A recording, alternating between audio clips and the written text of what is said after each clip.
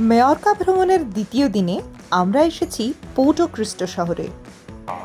We are now at Black Caves. Let's explore. শহরের মূল আকর্ষণ হলো ড্র্যাক কেভস। এই গুহাগুলো প্রায় 4 কিলোমিটার লম্বা এবং হাজার হাজার বছর ধরে প্রাকৃতিকভাবেই তৈরি হয়েছে। ভেতরে ঢুকলে আপনি দেখতে পাবেন অসাধারণ স্ট্যালাকটাইট আর স্ট্যালাকমাইট। গুহার মধ্যে কিন্তু আলো আছে এবং হাঁটার জন্য ভালো রাস্তাও করা রয়েছে। আশ্চর্যের বিষয় হলো গুহার মধ্যেই রয়েছে ইউরোপের অন্যতম বড় ভূগর্ভস্থ লেক মার্টেল, যেটা লম্বায় প্রায় 115 মিটার আর গভীরতায় 30 মিটার পর্যন্ত। গুহার মধ্যে জল চুঁয়ে পড়ে ক্যালসিয়াম জমে এই স্ট্যালাকমাইটগুলো তৈরি হয়েছে। স্ট্যালাকটাইট হচ্ছে যেটা ছাদ থেকে নিচের দিকে ঝুলে আছে, আর স্ট্যালাকমাইট হলো মাটি থেকে যেটা ওপরের দিকে উঠে এসেছে।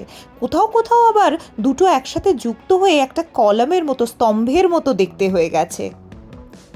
কোথাও কোথাও আবার ক্যালসাইটের স্তর জমে পাতলা কাপড়ের মতো ঝুলে আছে, যেটা আলো পড়ে দেখে মনে হচ্ছে পতাকা বাতাসে দুলছে।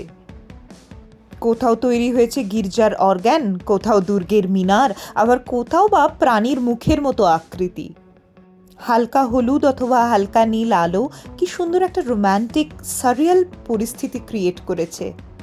রেকর্ড করার পারমিশন ছিল না, তাই রেকর্ড করতে পারিনি, কিন্তু আপনাদের সাথে শেয়ার করছি যে চলতে চলতে হঠাৎ করে একটা সময় পুরো গুহা অন্ধকার হয়ে যায়, সবাই বসে পড়ে আর লেক মার্টেলে নৌকা ভাসিয়ে আসেন লাইভ মিউজিশিয়ানরা।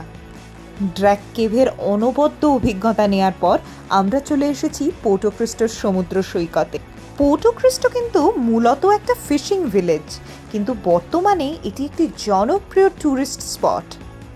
সি বিচে আনন্দরত মানুষ, সারি সারি নৌকা আর ইয়ট দেখতে পাওয়া যায় পোর্টো ক্রিস্টোয় ঢুকলেই। আশেপাশে নানান সি ফুড জয়েন্ট, বড় বড় রেস্টুরেন্ট।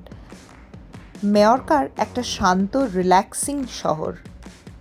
তবে আরেকটা কথা বলে দিই, সমুদ্রের খুব কাছেই কিন্তু টেনিস কিংবদন্তি রাফায়েল নাদালের বাড়ি এবং তার একাডেমি।